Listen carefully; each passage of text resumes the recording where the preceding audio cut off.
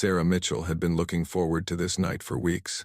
After 6 months of grueling training at the Naval Special Warfare Training Center in Coronado, California, she finally had a weekend pass. The 24-year-old intelligence analyst had just completed her specialized maritime security course and was one of only 3 women in her class of 32 military personnel. The salty Pacific breeze carried the sounds of laughter and music from the Anchor Bar, a popular hangout spot just outside the base. Sarah had heard about this place from her fellow trainees. It was where military personnel from different branches came to unwind after intense training sessions. She had been hesitant to go out alone, but her roommate had come down with food poisoning, and Sarah desperately needed a break from the constant pressure of proving herself in a male-dominated environment.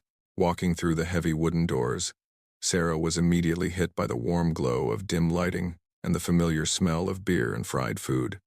The bar was packed with uniformed and off-duty service members, their voices creating a comfortable buzz of conversation. She made her way to the bar, her civilian clothes, a simple blue dress and leather jacket, making her feel slightly out of place among the sea of military personnel.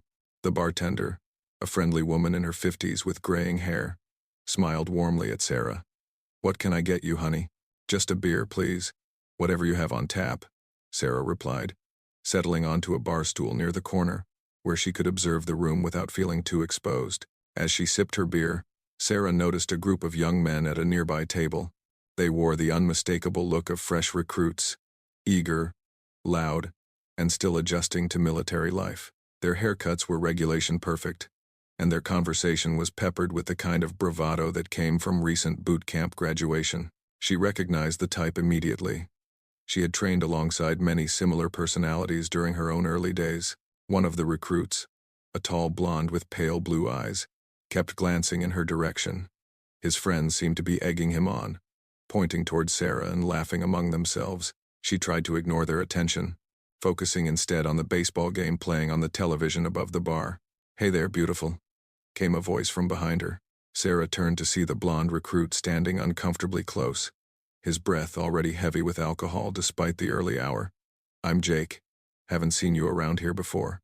"Hi," Sarah replied politely but coolly, turning back toward her drink. She had learned early in her military career that sometimes the best strategy was to keep interactions brief and professional. Jake didn't take the hint. Instead, he moved closer, placing his hand on the back of her bar stool. "You seem lonely over here by yourself. Why don't you come join me and my buddies? We're celebrating our graduation from basic training." "Thanks, but I'm fine here," Sarah said firmly, still maintaining her composure despite feeling increasingly uncomfortable with his proximity. "Come on, don't be like that," Jake persisted, his voice taking on a more aggressive tone. "We're all military here.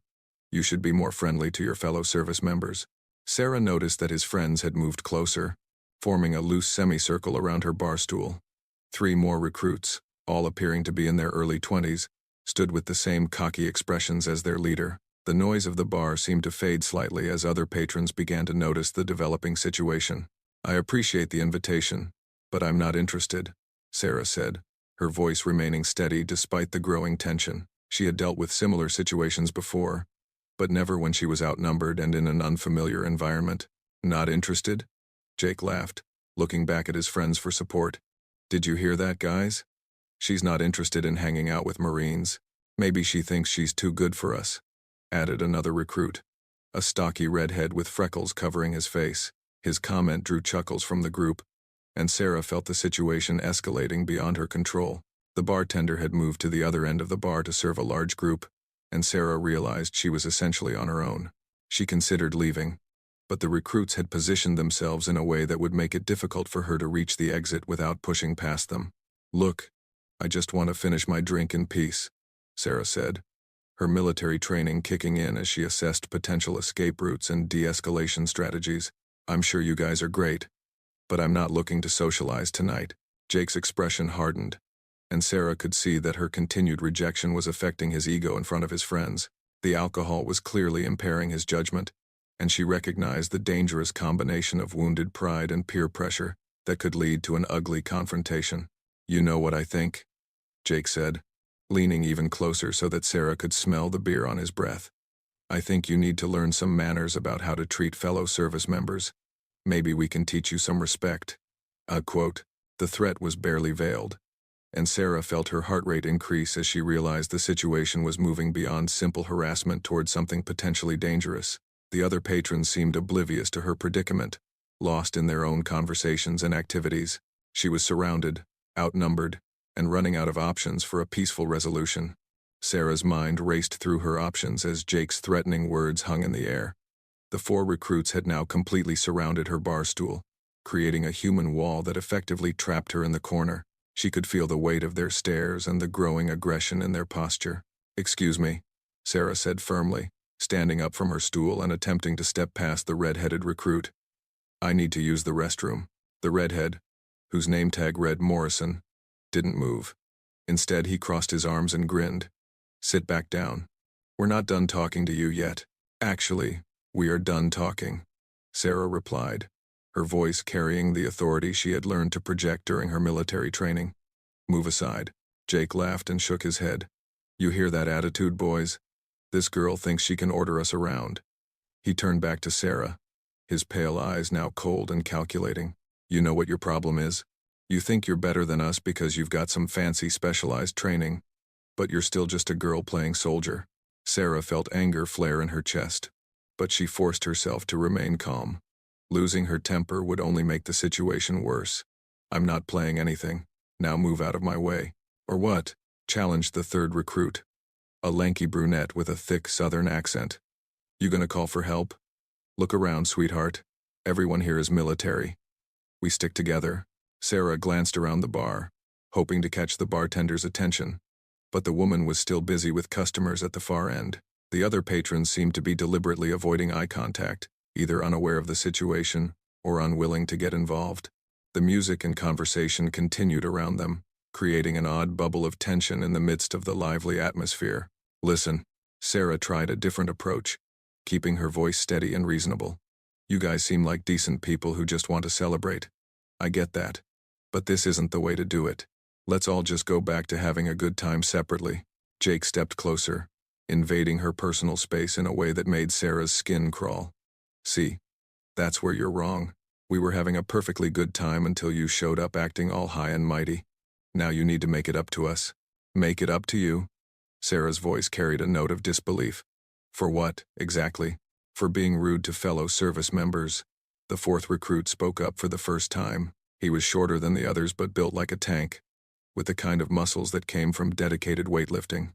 "For thinking you're too good for us." Sarah realized that reasoning with them was futile. These recruits had worked themselves into a mob mentality, feeding off each other's aggression and wounded pride. She needed to find another way out of this situation, and fast. "Fine," she said, reaching for her purse on the bar. "I'll just pay my tab and leave. You can have the whole place to yourselves." But as Sarah turned toward the bar to signal the bartender, Jake grabbed her wrist. His grip was firm and definitely crossing the line from harassment into assault. "I don't think so," he said, his voice low and menacing. "You don't get to just walk away after insulting us. You owe us an apology, and maybe something more to make up for your attitude."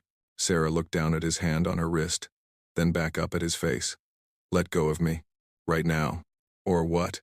Jake tightened his grip slightly. "You're outnumbered, honey. No one here is going to help you. So why don't you just be a good girl and come sit with us for a while?" The situation had officially crossed into dangerous territory.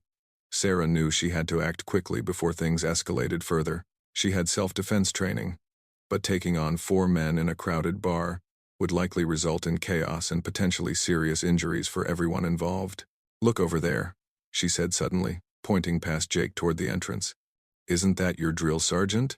Jake instinctively turned to look, and Sarah used that moment to twist her wrist free from his grasp using a technique she had learned in combat training. She immediately stepped backward, putting the bar stool between herself and the recruits. "Very clever," Jake said, his face flushing red with embarrassment at being fooled by such a simple trick. "But you're still not going anywhere." The other recruits moved closer, and Sarah realized she had only bought herself a few seconds. The wall was behind her, the bar to her right, and 4 increasingly aggressive men in front of her. She was effectively cornered with nowhere to run. "You know what?" Morrison said, his freckled face twisted into an ugly grin. "I think she needs to learn some respect the hard way. Maybe we should take this conversation outside where we can have some privacy." Great idea, agreed the Southern recruit. Fresh air might help her attitude. Sarah's heart pounded as she realized the full implications of what they were suggesting. Taking her outside would remove any possibility of intervention from bar staff or other patrons. She would be completely at their mercy. I'm not going anywhere with you, she said firmly, despite the fear creeping into her voice. Yes, you are, Jake said, stepping forward again. One way or another, you're coming with us. We can do this easy, or we can do this hard. But you are going to show us the respect we deserve. The muscular recruit cracked his knuckles menacingly. I vote for the hard way. This girl needs to learn her place. Sarah felt panic beginning to set in as she realized the situation was spiraling completely out of control. These weren't just drunk recruits being obnoxious anymore.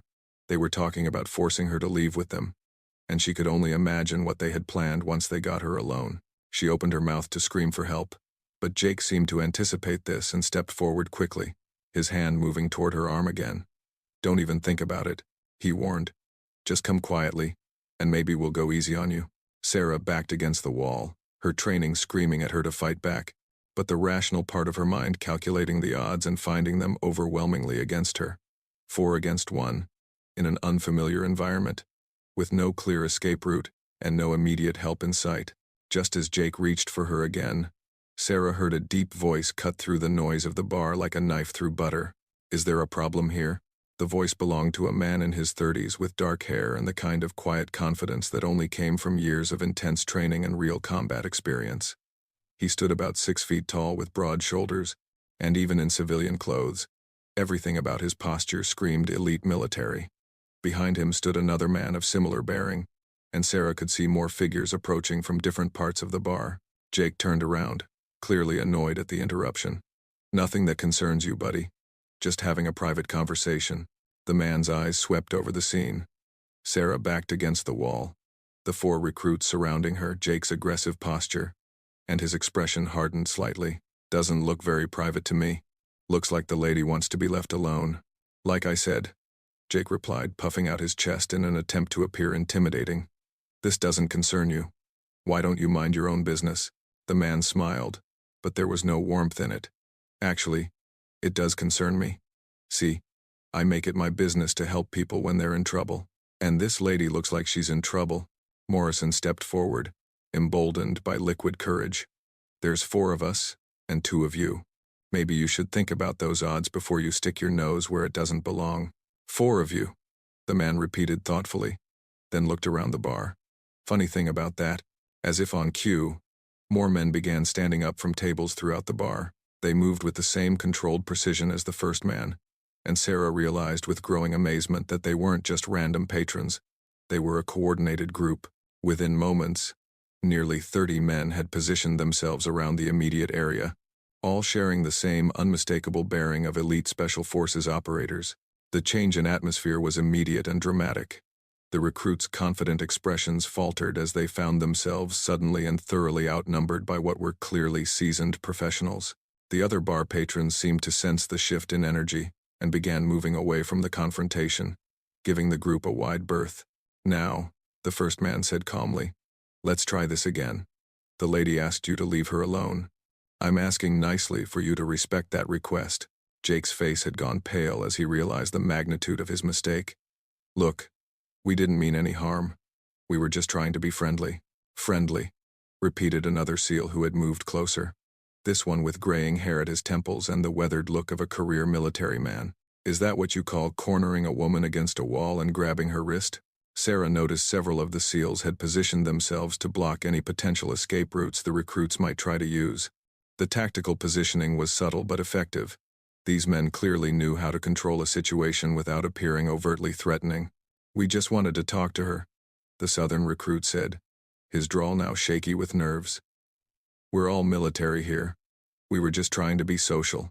Social. The gray-haired SEAL nodded. And when she said she wasn't interested in being social, what did you do? The silence stretched uncomfortably as the recruits realized they had no good answer to that question. The first SEAL turned to Sarah. Ma'am, are you all right? Did any of these gentlemen put their hands on you? Sarah nodded, finding her voice despite the adrenaline still coursing through her system. He grabbed my wrist when I tried to leave, and they were blocking my way out. The SEAL's expression darkened further. Assault and unlawful restraint. That's serious business, especially for active military personnel. Jake's eyes widened in panic. Wait, we didn't assault anybody. It was just a misunderstanding. Grabbing someone without their permission is assault, another SEAL explained calmly.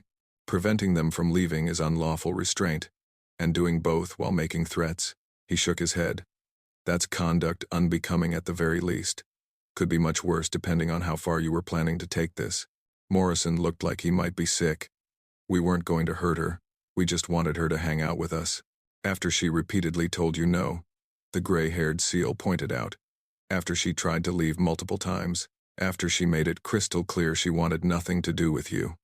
His voice remained level, but there was steel underneath. What part of no were you having trouble understanding? The muscular recruit who had been so eager for confrontation earlier now looked like he wanted to disappear into the floor. We were just having some drinks. We didn't think. That's right. The first SEAL cut him off. You didn't think. You let alcohol and peer pressure turn you into predators harassing a fellow service member. Sarah watched in amazement as the SEALs systematically dismantled every excuse and justification the recruits tried to offer. They never raised their voices, never made overt threats, but their mere presence and calm professionalism was more intimidating than any amount of shouting or posturing could have been. Here's what's going to happen, the first SEAL continued. You four are going to apologize to this lady. Then you're going to leave this establishment immediately and return to base. Tomorrow morning, you're going to report this incident to your commanding officer and request additional training on appropriate conduct toward fellow service members. And if we don't, Jake asked, though his voice lacked any of its earlier bravado. The SEAL smiled again, and this time there was something almost predatory about it. Then we'll be happy to discuss this matter with your CO personally, along with security footage from the bar's cameras, witness statements from everyone who saw your behavior tonight, and a detailed report of how 4 Marine recruits thought it was appropriate to sexually harass and physically assault a Navy intelligence analyst. The color drained completely from Jake's face at the mention of security cameras and official reports. Sarah realized that these men weren't just intervening as good Samaritans. They understood exactly how the military justice system worked, and what consequences these recruits were facing. We're sorry, Jake said quickly, turning to Sarah. We're really sorry. We were drunk and stupid and we way overstepped. It won't happen again.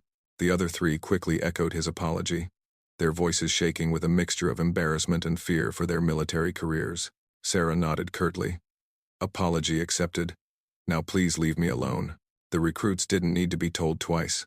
They practically fled toward the exit, pushing through the crowd in their haste to escape the bar and the judgment of the SEALs. As they disappeared through the door, the gray-haired SEAL turned to Sarah. Are you sure you're all right, ma'am? Do you need medical attention or want to file a formal complaint? Sarah took a deep breath, finally allowing herself to relax as the tension of the situation dissipated. I'm okay. Thank you all for stepping in.